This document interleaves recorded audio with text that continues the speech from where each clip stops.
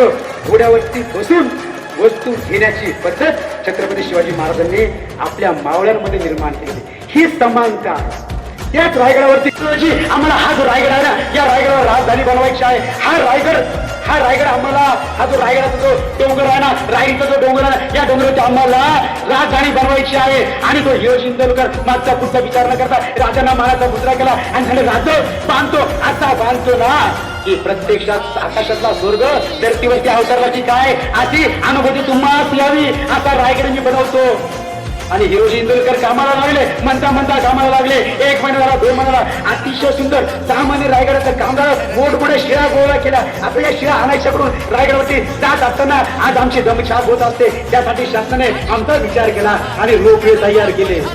आम्हाला दम लागू नये म्हणून. एवढे दगड कुठून आले असतील? हिरोजीने डोकं लावलं. हिरोजीने प्रचंड आपली कल्पकता वापरली आणि त्याच रायगावर त्यांनी खोदण्याचं काम केलं. जे खोदलं त्याला गंगासागर तलावाचं नाव दिलं. त्यातून निघालेले मोठमोठे शिळे, मोठमोठे दगड, याच्या मोठमोठ्या त्या ठिकाणी छान सुंदर महल बनवले. त्यात त्यांनी छत्रपती शिवाजी महाराजांची राज्यसभा बनवली. त्याबरोबर छत्रपती शिवाजी महाराजांचा राहण्याचा माल बनवला. छत्रपती शिवाजी महाराजांच्या राहण्यांचे माल बनवले. छत्रपती शिवाजी महाराजांच्या एकूण 6 मुली आहेत. त्या 6 मुलींसाठी छोटे छोटे रूम बनवले. त्या 6 मुलींमध्ये एक जी मुलगी आहे, ती मुलगी एकीचं नाव आहे कमलाबाई आहे, एकीचं नाव आहे सखूबाई आहे. अशा 6 मुली, दीपाबाई आहे. 6 मुली छत्रपती शिवाजी महाराजांना आहे. आणि एक मुलगा संभाजी महाराज आणि राजाराम असे 2 मुलं छत्रपती संभाजी महाराज शिवाजी महाराज. छत्रपती शिवाजी महाराजांनी जर विचार केला असताना मला या 6 मुली झाल्या, सखूबाई मला झाली, मला कमलाबाई झाली, मला दीपाबाई झाली, मला रानूबाई झाली, 6 मुली झाल्या. 6 मुलींवरती मी एखादाच मुलगा पाहिजे होता, एकच मुलगा पाहिजे. पण छत्रपती शिवाजी महाराजांनी मुलगा आणि मुलीमध्ये भेद केला नाही. 6 मुलींना जन्म दिल्यानंतर संभाजी महाराज मुलं आणि मुलींमध्ये भेद न करणारे, विषमता न ठेवणारे छत्रपती शिवाजी महाराज हे जगातले पहिले राजा आहेत. आपल्या घरापासून स्वतःपासून छत्रपती शिवाजी महाराजांनी सुरुवात केली. म्हणून त्यांनी आपल्या प्रत्येक मुलीला बागडण्यासाठी, खेळण्यासाठी छोटे छोटे त्या ठिकाणी वाडे त्यांनी बांधले गेले होते. त्या वाड्यांच्या बरोबर आपलं जे मंत्रिमंडळ होतं ना, अष्टप्रधान मंडळ, त्या मंडळाचे त्या ठिकाणी मोठे मोठे महल बांधले. त्याचबरोबर 10,000 मावळे रायगड किल्ल्यावरती राहतील असे घर सुद्धा रायगडावरती बांधले. जगातले छत्रपती शिवाजी महाराज पहिले राजा आहेत. आता छत्रपती शिवाजी महाराजांचे मोरो त्र्यंबक पिंगळे हे प्रधान आहेत. प्रधान म्हणजे कोण?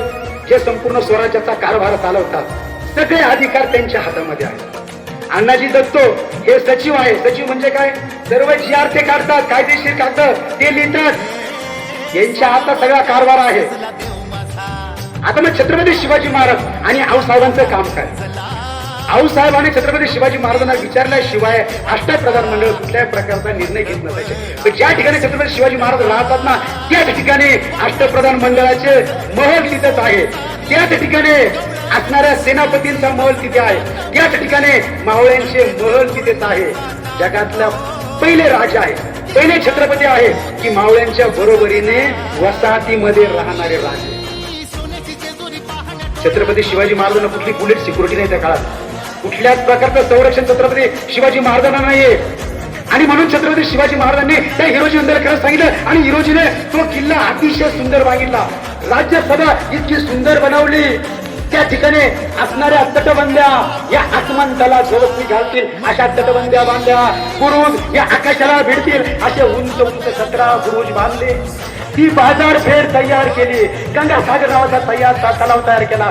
प्रवेशद्वार तयार केला. प्रवेशद्वार तयार करत असताना सिंहाचे 2 चित्र त्या ठिकाणी त्यांनी लावण्याचा प्रयत्न केला. आणि 500 मीटर म्हणजे अर्धा किलोमीटरची त्यांची राज्यसभा होती. 32 मनाच्या सिंहासनावरती राजे आरूढ झाले. आणि प्रवेशद्वाराजवळ जर एखादा याचक, एखादा शेतकरी, एखादा मावळा अतिशय हळूच आवाजात जरी बोलला ना, तरी त्या प्रजेचं, त्या रयतेचं दुःख राजांना 500 मीटर पर्यंत भ्रमणध्वनी नसताना, मोबाईल नसताना ऐकायला जात होतं. अशी विशेष व्यवस्था छत्रपती शिवाजी महाराजांनी त्या ठिकाणी तयार केली. राजे खुश झाले, प्रचंड खुश झाले. 6 जूनचा तो समारंभ सुरू झाला. राज्याभिषेक सोहळा सुरू झाला. तनया चौघडे अत्तर उधळले जाऊ लागले. गुलाबाचे फुलं उधळले जाऊ लागले. तोफांच्या बत्त्या झाल्या. गागा भट्ट मंत्र उच्चारू लागले. स्वर्गातलं वातावरण इथं अवतरलं गेलं. रायगड म्हणजे जणू काही स्वर्ग होता. वेगवेगळ्या फुलांनी सुगंधित होत होता. तिकडे तिकडे सणांचा आवाज, सवळ्यांचा आवाज. रायगडवरती हजारो लाखो लोकांची जत्रा त्या ठिकाणी, भोजनाची व्यवस्था त्या ठिकाणी केलेली होती. खाली असणारं पाचाड नावाचं गाव अतिशय सुंदर पद्धतीने सजलं होतं. आणि त्या सगळ्या राज्यसभेमध्ये मंत्र उच्चार होऊ लागले. भगवा ध्वज राजांच्या पाठीमागे धरला गेला. 32 मनाच्या सिंहासनावरती राजे आरूढ झाले होते. आणि त्याच वेळेस राजे आपल्या नजरेने एक एक आपल्या मावळ्याला हेरत होते. आणि राजांना दिसला हिरोजी इंदोलकर कोपऱ्यात. राजे हिरोजी वरती राजांची नजर स्थिरावली आणि राजांनी हिरोजीला सांगितलं, हिरोजी जवळ या, हिरोजी जवळ या, हिरोजी जवळ या. सांगा हा आमचा नव्हे तर संपूर्ण महाराष्ट्राच्या दौलतीचा, अर्थात स्वराज्याच्या समानतेचा, सगळ्यात मोठा स्वातंत्र्याचा, जगातला पहिला स्वतंत्र भारताचा दिवस आहे 10 जून 1674. तुम्हाला काय हवं आहे ना, तुमचं मनस्वभाव सांगा. फक्त तुम्हाला काय पाहिजे ते आम्हाला सांगा. हिरोजी इंदोलकर जवळ आला, राजांच्या अगदी जवळ आला. राजांना वाकून बाळाचा मुद्रा केला. राजा काहीच नको मला, राजा आम्हाला काहीच नको.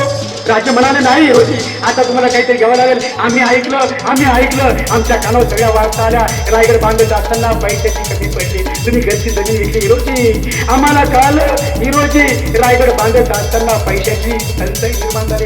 बायकोच्या गाळ्यातले डाग दागिने तुम्ही विकले, फोडले. हिरोजी मागा, तुम्हाला जे काही पाहिजे ना ते तुम्ही आता लगेच मागा. हिरोजी तसा पुढे सारखवला, पुढे आला. 4-5 पावलं पुढे आला. राजानं मानाचा मुजरा केला आणि राजानं सांगितलं, रायगड हा तुमच्या पसंतीने बनवला. फक्त तुमची परवानगी न घेता मी या रायगडावरती जगदीश्वराचं मंदिर बांधले. मला माहित आहे माझे राजे शंभूच्या महादेवाचे परम भक्त आहे, ते दर्शनासाठी जातीलच. जर तुम्हाला मला जर काही द्यायचं असेल ना राजे, जर मला तुम्हाला जर काही द्यायचं असेल ना तर तुम्ही या रायगडाचं राज्यसभेकडून त्या जगदीश्वराच्या मंदिराकडे जात असताना ज्या पायऱ्या आहे ना, त्या पायरीवरती फक्त माझं नाव कोरण्याची आज्ञा द्या. आज्ञा मागितलं तर काय पायरीवरती नाव? मी जर असतो ना साहेब, कॅबिनेट मंत्री मागितलं असतं, कॅबिनेटच मागून घेतलं असतं. परत मिळतं का नाही काय माहिती, कॅबिनेटच मागितलं असतं. राजांनी इशारा दिली. 350 वर्षानंतर आज रायगडावरती तुम्ही सेवेसाठी तत्पर हिरोजी इंदोलकर हे पायरीवरती नाव 350 वर्षानंतर विचारांनी, समानतेच्या विचाराने आजही देवत आहे. तुमच्या माझ्या काळजावरती शिवरायांचा विचार आधी राज्य गाजवत आहे. म्हणून छत्रपती शिवाजी महाराज इथंच एका कोपऱ्यामध्ये आणखीन एक अगदी 17-18 वर्षाचा काटकुळा बारीक तरुण उभा होता. राजांची नजर स्थिरावली. राजे त्याला म्हणाले, या मदारी इकडे या, मदारी इकडे या. अहो ज्यावेळेला आम्ही त्या आग्र्यात होतो ना मदारी, तुम्ही आमची कशी सेवा केली आम्हाला माहित आहे. बेप्रसंगी आपल्या दोघांच्याही मारा मारल्या गेल्या असत्या, शिरकलन केले गेले असते. या या या मदारी काय पाहिजे मागा. मदारी राजांच्या जवळ आला. काय मागावं मदारी? कमीत कमी 100-200 गावांची त्यांनी जहागिरी मागायला पाहिजे होती. राजा पुणे परवानगी मला द्या, पलटण परवानगी मला द्या, कोल्हापूरचं एखादं संस्थान मला द्या. मागितलं काय म्हातारी? राजा तुम्हाला जर द्यायचंच असेल ना, या मदारीला जर तुम्हाला काही द्यायचंच असेल ना, खरं तर राजा मला काहीच नको. राजा मी तुमचा निष्ठावंत सेवक म्हणून मी कायमस्वरूपी तुमच्या पाठीमागे राहील. पण जर तुम्हाला जर द्यायचं असणार राजा, तुम्ही ज्या जागेवरती बसले आता, ज्या 32 मनाच्या सिंहासनावरती तुम्ही बसला आहात ना, ज्या सिंहासनाला रत्नाजडित हिरे लावले, जगातलं सगळ्यात महागडं हे सिंहासन आहे. त्या सिंहासनावरती एक मुलायम गादी आहे. त्या गादीवरती एक छोटीशी चादर आहे. राजा जर द्यायचंच असेल ना तर फक्त मला ती चादर बदलण्याचा अधिकार द्या. राजा ती चादर बदलण्याचा अधिकार. राजांच्या राज्याभिषेकाच्या 1674 पासून आतापर्यंत मदारी मेहतरच्या पुढच्या वंशजांना सातारा आणि कोल्हापूरच्या गादीची चादर बदलण्याचा अधिकार आज दिलेला. याला समानता म्हणतात.